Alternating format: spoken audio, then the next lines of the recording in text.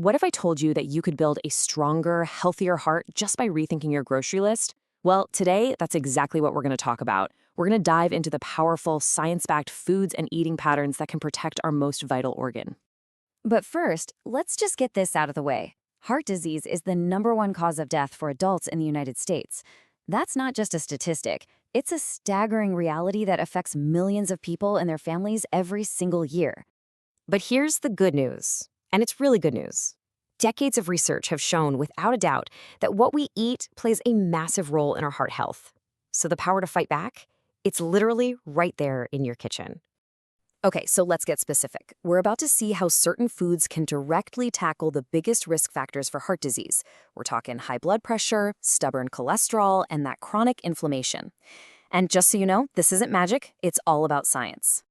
So I want you to think of this next part as us drafting a team of nutritional superheroes. These are the individual foods, the building blocks, that are just jam-packed with the good stuff your heart needs to thrive. They're the foundation for any diet that's truly heart healthy. First up to the plate, beneficial fats. Now, for years, fat was kind of painted as this public enemy #1, right? But we know now that's just not the whole story. The right kinds of fats aren't just good for you. They are absolutely crucial for a healthy heart. And we are talking about some seriously delicious and versatile foods here. Things like fatty fish, salmon, mackerel, sardines, creamy avocados, crunchy walnuts and almonds, and of course, a good extra virgin olive oil. That's like the cornerstone of heart-healthy eating right there. So what's their secret weapon? Well, it really comes down to two key players: monounsaturated fats and omega-3s. These guys actively go to work lowering your LDL. That's the bad cholesterol that can clog up your arteries. And at the same time, they help calm inflammation and can even bring down blood pressure. All right, next up on our all-star team, the fiber champions. Now, look, all fiber is good, but there's one specific type that acts like a secret weapon against high cholesterol. And the best part, the top sources for this are probably sitting in your pantry right now. I'm talking oats and barley, all kinds of beans and lentils, and whole grains like quinoa and brown rice. These things don't just fill you up, they are working hard for your heart behind the scenes. So the magic ingredient here is something called soluble fiber. And the easiest way to picture how it works is to think of it like a sponge. As it travels through your digestive system, it literally soaks up cholesterol particles and helps, escort them out of your body before they cause any trouble. It's such a simple idea, but it's incredibly powerful. Okay, our final group of superfoods are the protectors. These are the ones that shield our blood vessels and fight off cellular damage every single day. Just think vibrant, colorful foods that really pack a protective punch. This list is awesome. It's got leafy greens like spinach and kale, all those delicious berries like blueberries and strawberries, bright red tomatoes, and yes, you are seeing that correctly, dark chocolate. Now, in moderation, of course. The secret is the high cocoa content, which is loaded with beneficial compounds. And these foods deliver a killer 1-2 punch. First, you get antioxidants that protect your cells from damage. But then, you've got something called nitrates, especially in leafy greens. And these do something really amazing. Your body turns them into nitric oxide, which basically tells your blood vessels to relax, improving blood flow and lowering blood pressure. Pretty cool, right? So we've got our building blocks, we've got our all-star players, but how do we actually put them together in a game plan? That's where these blueprints for healthy eating come in. Instead of just focusing on one food at a time, they look at the whole picture.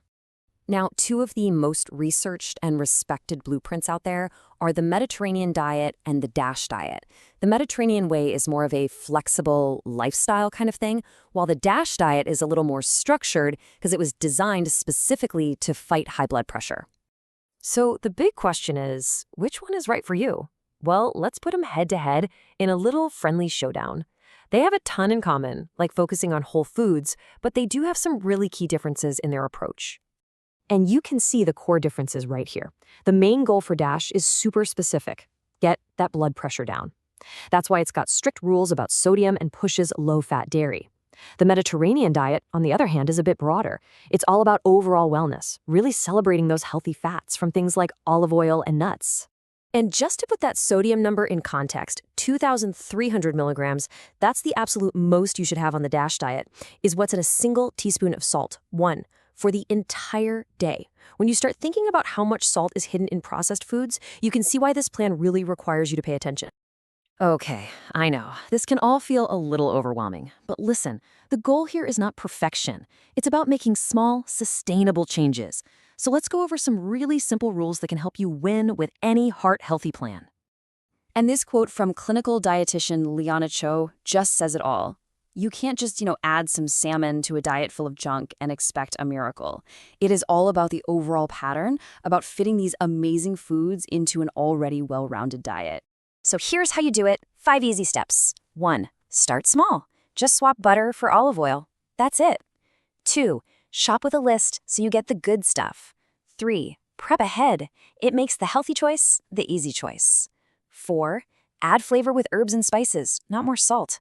And number 5, my favorite, make it social.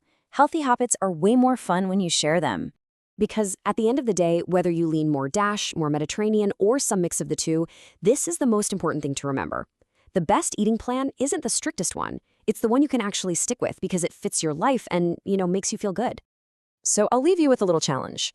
Just think about one thing from everything we've talked about today. What is one heart-healthy food you're going to add to your plate this week? Thanks so much for joining me for this explainer.